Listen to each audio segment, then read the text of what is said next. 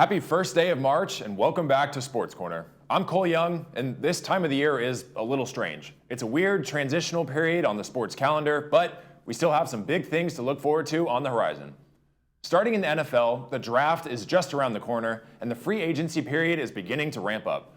Nothing is certain just yet, but there's a lot of speculation as to who will end up where, and the more time passes, the more likely certain events are to unfold. Last week, I talked a lot about the Bears quarterback situation and what will transpire in Chicago. Lately, it seems that the Falcons and Raiders are making their big push to acquire Justin Fields, which would likely mean the Bears drafting Caleb Williams. After a ton of media stories and interviews and reports from the Broncos and Russell Wilson, it seems Wilson's days in Denver are over for good. The current rumors are that the Broncos are big fans of J.J. McCarthy, Michigan's national champion quarterback. They are also very close to a long-term deal for All-Pro cornerback Pat Surtain. On Wednesday, the Jets announced they are allowing quarterback Zach Wilson to explore a trade. Derrick Henry is exploring his options as a free agent, and teams like the Dolphins and Ravens appear to be on his radar. The Bucs made it clear they are working on long-term deals for Baker Mayfield as well as receiver Mike Evans. The Chiefs officially released wide receiver Marquez Valdez-Scantling and announced they are allowing cornerback L'Jarius Sneed to explore his options in the trade market. It seems likely Saquon Barkley will not be returning to the Giants, and Josh Jacobs will be done with the Raiders, and Eckler might be out from the Chargers, so some big-name running backs will be on the market soon. Kirk Cousins, Ryan Tannehill, Jimmy Garoppolo, Chris Jones, Eddie Jackson, Jonnu Smith, and so many more big-name players are in a weird limbo period at the moment. In the coming weeks, it will be more apparent who's going where and who is going to enter the season as a free agent. The NFL draft isn't for another month or so, but teams need to see the skills of who they want to draft. And to do that, players showcase their skills at the NFL Combine. The Combine kicked off on Thursday with defensive linemen and linebackers running their drills. Today, the defensive backs and tight ends will report, followed by the quarterbacks, wide receivers, and running backs tomorrow. The weekend will end with the offensive linemen on Sunday. You can follow along with the Combine all weekend on NFL Network and see which players stand out to you and try and predict where they will land on draft day in April.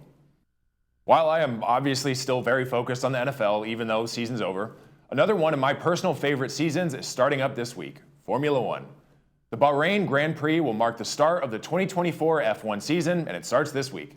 The teams had their practices and their car tests over the past few days, and the first qualifying event is taking place today. The race then starts tomorrow morning at 7 a.m. Based on the practices and qualifying race, it really seems that Red Bull is yet again in a class of their own. Their car is significantly faster than any other team on the track, so they will be looking to start their season with another victory and start their journey towards their fourth straight world championship. While Red Bull is the heavy favorite, the next teams in line are teams like Ferrari, McLaren, Mercedes, and Aston Martin. All of these teams could be competing for the top 5 spots and maybe even get first place a time or two throughout the season. Tune in to the first race tomorrow morning to see which drivers come out on top of the podium. In the other race world, NASCAR had an electric photo finish last weekend. At Atlanta Motor Speedway, the chaotic final lap at the end of the most competitive race in course history ended in a literal photo finish. Daniel Suarez came out on top of the 3-car photo finish to win the Am Better Health 400, beating Ryan Blaney and Kyle Busch to the finish line by what looked like literal centimeters.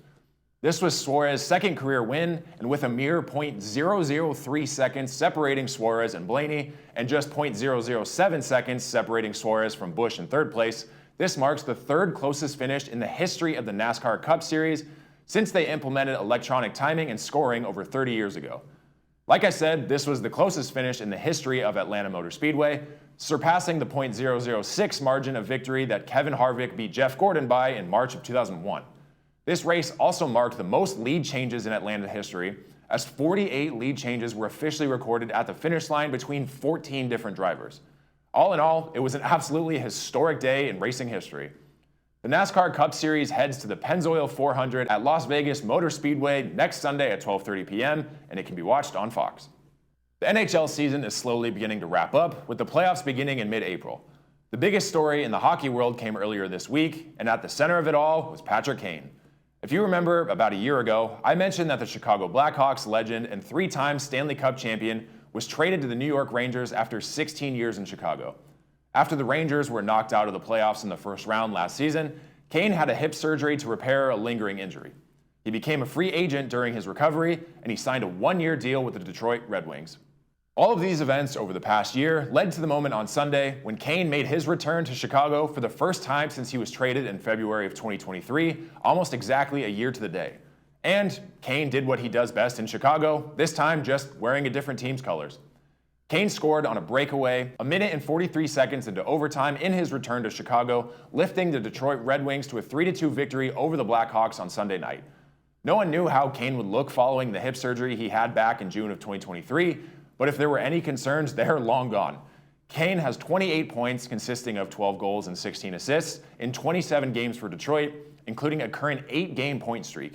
The Red Wings haven't qualified for the Stanley Cup playoffs since the 2015-2016 season, but they currently hold the first wildcard seed in the Eastern Conference. Here's a look at the current NHL playoff picture. Like I said a few weeks ago, the Kings are still in the picture, but the Ducks are not even close. Anaheim is currently 8th in the wildcard standings. Like I said last week, MLB spring training is finally here. Dodger fans finally got to see what they've been waiting for and what their organization is spending $700 million on: Shohei Ohtani in Dodger blue. His debut came earlier this week in a spring game against the Chicago White Sox. Shohei started the day with a strikeout looking in his first at-bat, followed by grounding into a double play. If, for some strange reason, anyone had any doubt that Ohtani is still one of the greatest hitters to walk the planet just because of 2 early spring at-bats, those doubts went far out the window after his third and final at-bat. On a 3-2 pitch from Chicago White Sox right-hander Dominic Leone, Ohtani did what Ohtani does and absolutely blasted a 2-run home run into deep left field. Until 11 days ago, he had not even faced batting practice off a pitcher since last September after undergoing surgery on his right elbow.